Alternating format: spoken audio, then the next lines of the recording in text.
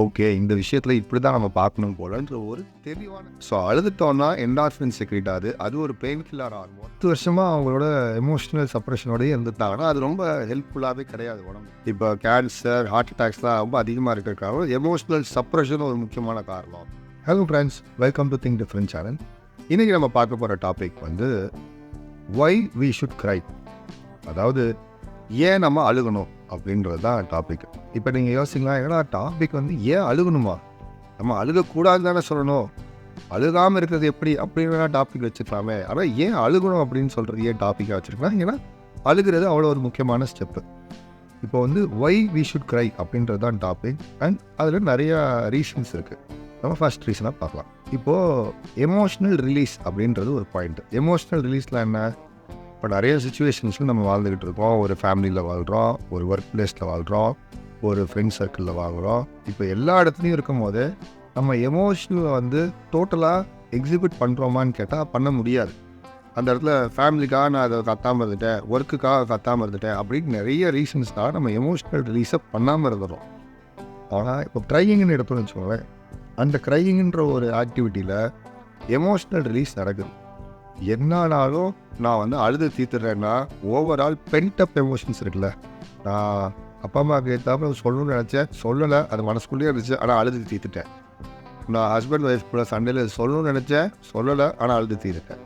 So இந்த emotional release is ஒரு important factor. ஏன்னா இப்போ ரீசெண்டாக என்ன ஸ்டடீஸ்லாம் சொல்லுதுன்னா, இப்போ கேன்சர், ஹார்ட் அட்டாக்ஸ்லாம் ரொம்ப அதிகமாக இருக்கிறதுக்காக எமோஷ்னல் சப்ரஷன் ஒரு முக்கியமான காரணம்.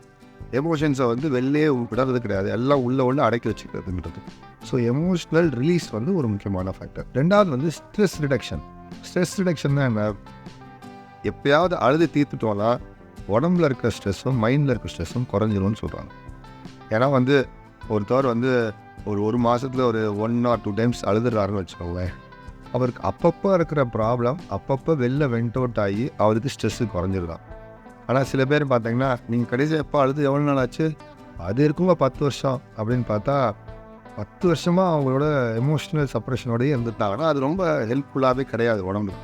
ஸோ ஸ்ட்ரெஸ் வந்து குறையிறதுக்கு அழுகிறது ஒரு நல்ல ஆக்டிவிட்டி அப்படின்னு சொல்கிறாங்க. இது ரெண்டாவது. அடுத்து வந்து மூட் இம்ப்ரூவ்மெண்ட். ஜென்ரலாக கேட்டுருப்பாங்க, யாராவது அழுது முடிச்சுட்டாங்கன்னா அதுக்கப்புறம் மூட் நார்மலாகிடும்.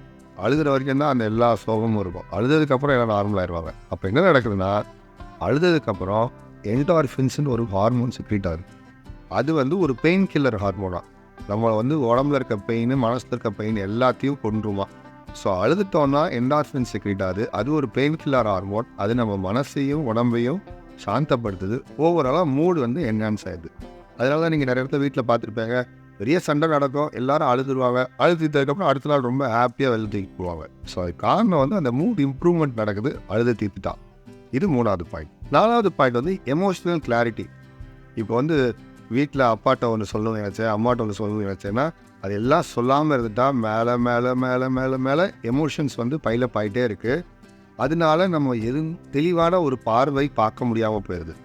ஸோ இப்போ அழுதுட்டோன்னா என்ன ஆகும்னா, அந்த எமோஷ்னல் அவுட்லெட் நடந்துடும். மொத்தம் எமோஷ்னல் கிளாரிட்டி நடக்கும்.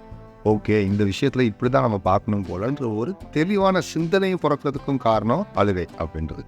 ஸோ நம்ம இன்றைக்கி வீடியோவில் 4 முக்கியமான பாயிண்ட் பார்க்குறோம். Emotional clarity, mood improvement, stress reduction and emotional release. So இது எல்லாமே வந்து அழுகிறதுக்கு ரொம்ப முக்கியமான காரணங்கள். ஒய் வி ஷுட் க்ரை, ஏன் நம்ம அழுகணும் அப்படின்றது ரொம்ப முக்கியமாக பார்க்க வேண்டியது. இது அழுகிறதுக்கு 4 ரீசன்ஸ் மட்டும் கிடையாது.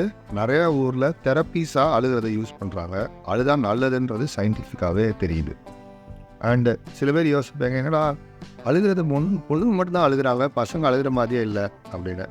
அது ஒரு தனி டாபிக். ஏன் பொண்ணுங்க அழுகிறாங்க, வென் கம்பேர்ட் டு மென் அதிகமாக அழுகிறது ஏன் தெரியுது, அதுக்கு சயின்ஸ் என்ன சொல்லுது, சோஷியல் கல்ச்சரல் இஷ்யூ என்ன சொல்லுதுன்றதை இன்னொரு நாள் ஒரு வீடியோவில் பார்ப்போம். ஸோ இன்னைக்கு வீடியோ வந்து ஒய் வி ஷுட் க்ரைன்ற ஒரு கிளாரிட்டியோட க்ளோஸ் பண்ணுவோம். தேங்க்யூ ஃபார் வாட்சிங் திங்க் டிஃப்ரெண்ட் சேனல்.